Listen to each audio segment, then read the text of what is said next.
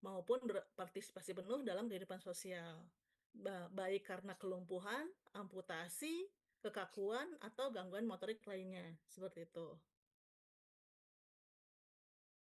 Nah, definisi sebenarnya disabilitas fisik menurut WHO dalam di 2021 itu adalah keadaan di mana seseorang mengalami gangguan pada struktur dan fungsi anggota gerak.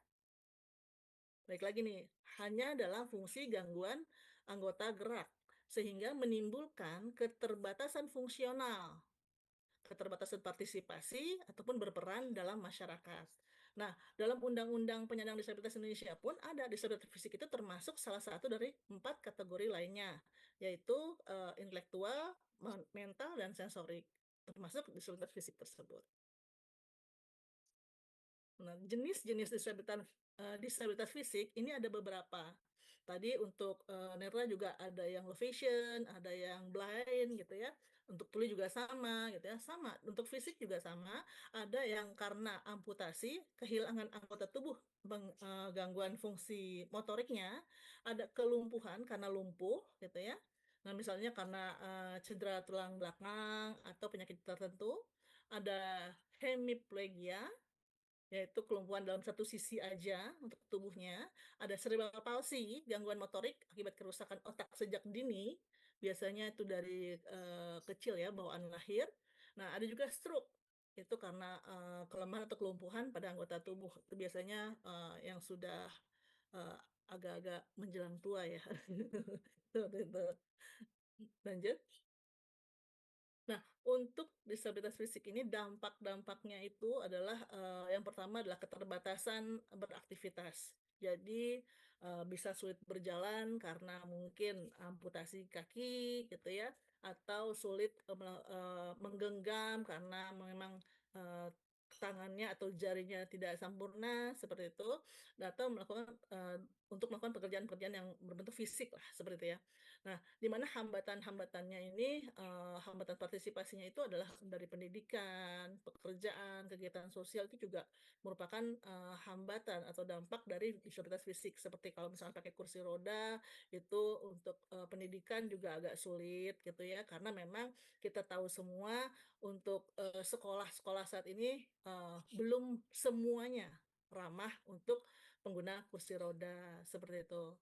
Nah, juga ada stigma sosial, di mana seringkali penyandang fisik, disabilitas fisik itu menghadapi diskriminasi atau dianggap tidak mampu. Artinya, oh dia nggak bisa jalan, nggak bisa lari, nggak bisa, melipat atau menggenggam, nah itulah, salah satunya ya, untuk stigma sosialnya, seperti itu. Nah, disabilitas fisik itu bukan sekedar keterbatasan tubuh, tapi ini juga mencakup hambatan dalam partisipasi penuh di masyarakat. Contoh, teman-teman pakai kruk dianggap gitu ya, eee, dia nggak bisa untuk, berpartisipasi di masyarakat. Karena ya diajak misalnya, ada gotong royong membersihkan selokan gitu ya, di lingkungan rumah lah. Kita tuh pasti nggak dianggap, "Jangan jangan, nggak bisa," gitu. Pakai kursi roda pun sama, "Nggak usah, udah kita aja." Nah, ini, sebenarnya, stigma ini, agak-agak, membuat kami down ya, gitu. Nah, makanya di sini penting untuk memahami bahwa disabilitas fisik ini memiliki hak yang sama dan perlu dukungan berupa aksesibilitas, pemberdayaan, serta penghapusan stigma tersebut. Seperti itu. Nah, kita balik lagi, di tadi, untuk judulnya adalah etika berinteraksi. Kita coba untuk saya coba sampaikan beberapa macam disabilitas fisik yang pengguna kursi roda, kaki palsu nanti ya, terus ada juga pengguna krek, ada karena stroke, ada CP, dan juga orang mini.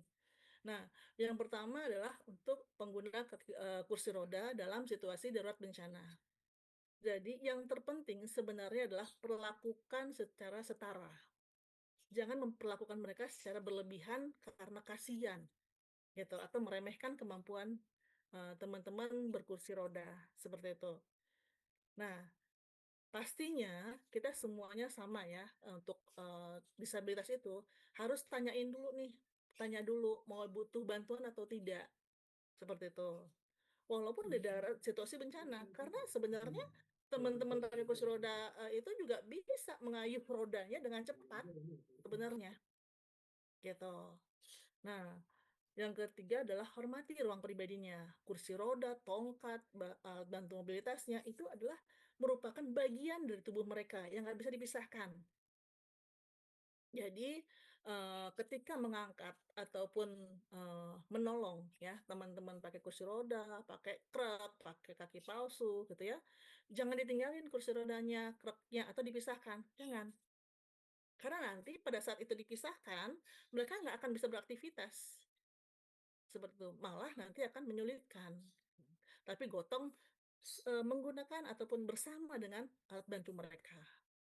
Yang terakhir adalah gunakan bahasa yang sopan. Istilah-istilah yang apa, merendahkan seperti cacat gitu ya, itu sudah, tolong untuk tidak diucapkan lagi gitu, seperti itu. Dan itu sesuai dengan Undang-Undang Nomor 8 Tahun 2016. Oke, bisa next, Kakak. Ya. Etiket berinteraksi dalam situasi darurat ataupun bencana, ketika berinteraksi dengan penyandang disabilitas fisik menjadi sangat penting karena mereka mungkin menghadapi hambatan tambahan untuk penyelamatan diri.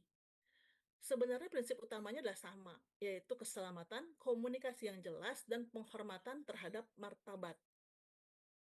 Jadi jelas nih, ini prinsip utamanya penyelamatan ya dalam kondisi darurat sekalipun itu harus mendahulukan keselamatan, harus menggunakan komunikasi yang jelas, baik semua ragam disabilitas ya, dan juga harus mengedepankan penghormatan terhadap martabat mereka, seperti itu. Prinsip utamanya prioritaskan keselamatan ya, terus tanya dulu kalau misalkan perlu bantuan atau tidak. Tadi sudah jelas juga komunikasi yang jelas atau tenang ya, menggunakan bahasa sederhana, terus hormati alat bantu mobilitas mereka. Nah, ini untuk contoh, eee, berinteraksi dengan pengguna kursi roda. Yang pertama saat misalnya terjadinya di gedung. Nah, evakuasi dari gedung itu jika ada jalur landai atau lift darurat, itu gunakan di situ. Jadi, eee, kalau untuk teman-teman kursi roda ya, itu harus diarahkannya ke lift darurat ataupun jalur landai. Nah Nah, kalau pakai mengangkat kursi roda itu harus hati-hati dan komunikasikan dulu nih setiap langkahnya. Nah, untuk saat di tempat pengungsian pun, mereka harus dapat ruang yang aman dan akses ke fasilitas ramah disabilitas.